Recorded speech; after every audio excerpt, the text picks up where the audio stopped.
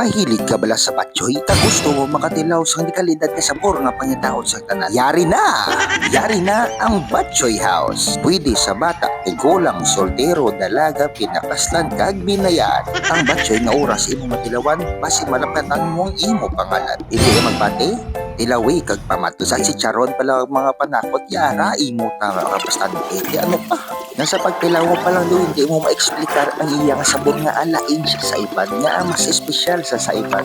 Ano ang espesyal sa batchoy nga ini?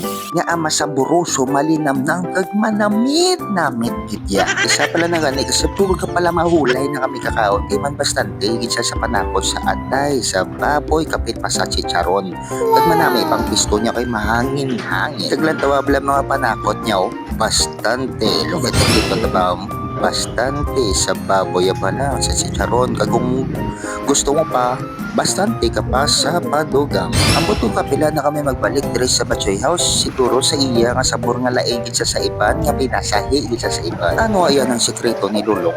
Ano yan mga ginabutang ni Lulong? Ano ayan mga resipe ni Lulong? Amo na mga abyan kay mga amigo, ginarekomendar ko gini sa inyo ang Batchoy House nga ga-serve sang manamit-namit ka batchoy nga espesyal. Kag kung ano pa dyan, kita nyo na ang iya nga paaman nga sabaw. Bastante man gyapon sa chicharon na muna iulat talang hinay-hinay kay buta pa aton nga yahong. Samtang ginaula mo na ginahandura mo ang imo mga nagliligad nga nagkaon ka sa iban nga abag ulang ni siya gintuko dara upod kami ni Mrs. Halid kami sa kundiin manda.